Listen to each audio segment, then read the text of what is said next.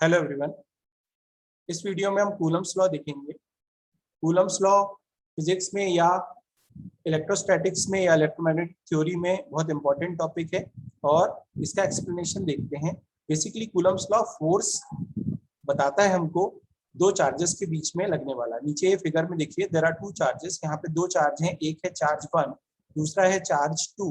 Means इसका charge 1 का magnitude है Q1 कूलम्स में और चार्ज Q2 का मैग्नीट्यूड है Q2।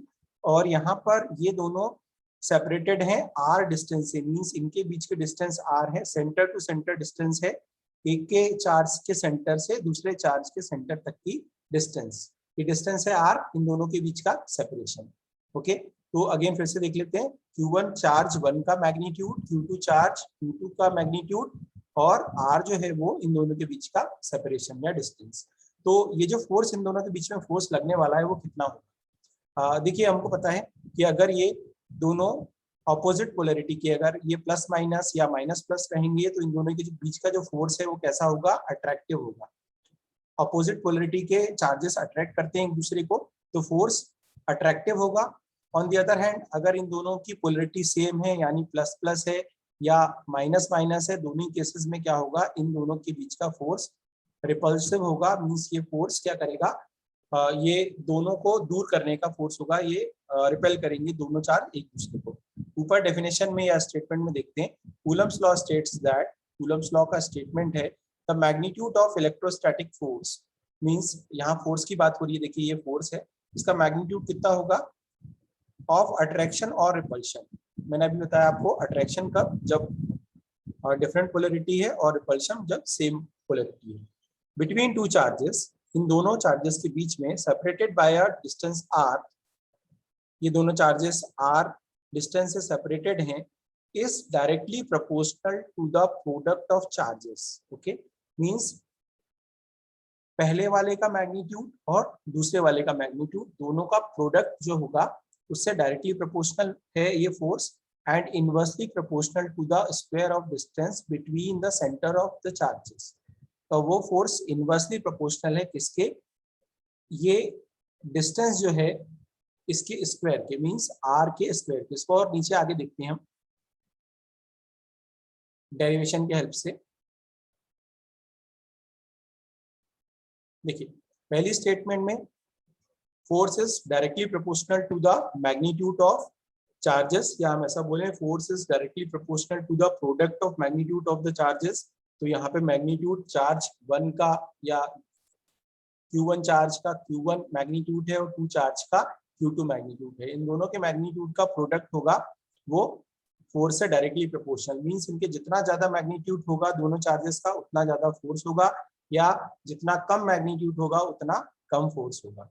नेक्स्ट देखते हैं यहाँ पे, it is inversely proportional to the square of the distance. Means अगर आपका डिस्टेंस, देखिए यहाँ पे, अगर ये डिस्टेंस आपका बढ़ेगा तो फोर्स कम होगा, या डिस्टेंस कम होगा तो फोर्स बढ़ेगा। लेकिन यहाँ पे डिस्टेंस का स्क्वायर है, मींस स्क्वायर रेट पे काम होगा।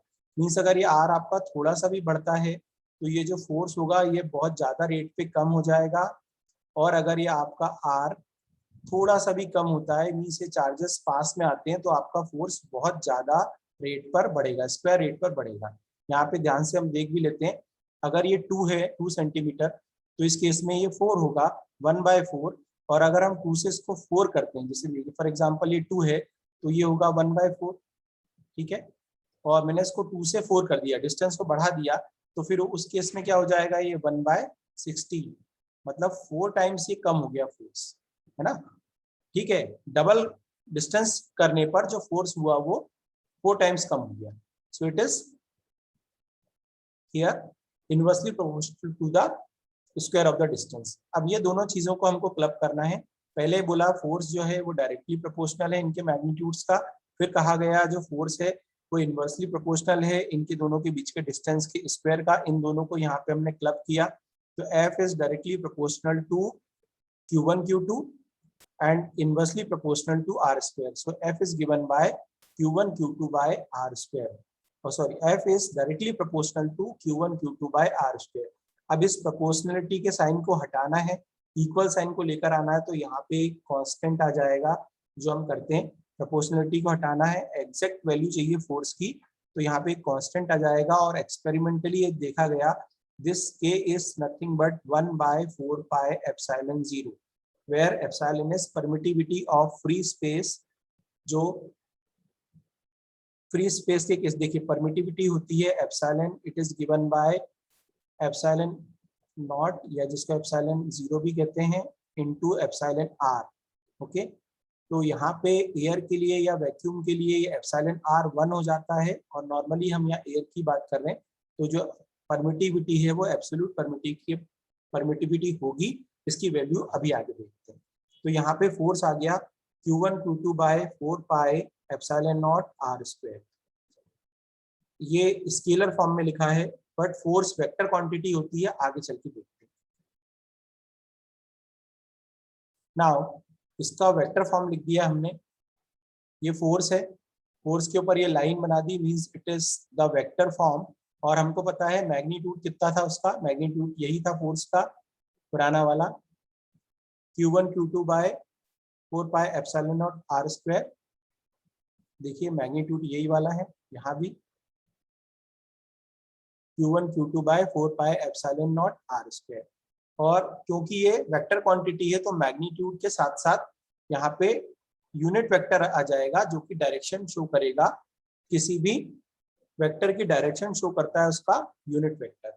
और हमको पता भी है जो वेक्टर है, फॉर एग्जांपल एक वेक्टर है force, it is given by its magnitude and unit vector okay. So ये फोर्स जो होगा इसका फाइनल फॉर्मूला ये आया, it is equal to 1/4 pi epsilon naught Q1 Q2 by R square AR। इनकी values कितनी होती है देख लेते हैं। जो K है वो 1/4 पाई एप्सिलॉन नॉट, K की वैल्यू है न्यूटन मीटर स्क्वायर पर कूलम स्क्वायर, इसकी यूनिट है। और इसको जब कैलकुलेट करोगे आप तो ये आएगा 9 × 10⁹ मीन्स अगर आप इसकी न्यूमेरिकल वैल्यू आपको चाहिए न्यूमेरिकल सॉल्व करते टाइम तो वो आएगी 9 × 10⁹। और अगर हम एप्सिलॉन नॉट की बात करें जो एब्सोल्यूट परमिटिविटी है उसकी वैल्यू होती है 8.854 × 10⁻⁻12 coulomb square by newton metre square. Okay, तो इसकी वैल्यू यहाँ पर रखी है तभी ये वैल्यू आई है। इस एप्सिलॉन नॉट की वैल्यू रखेंगे तभी K की वैल्यू आएगी 9 × 10⁹। In this way you can calculate the force. So this is the final formula for force between the two charges and it is given by Coulomb's law. Thank you.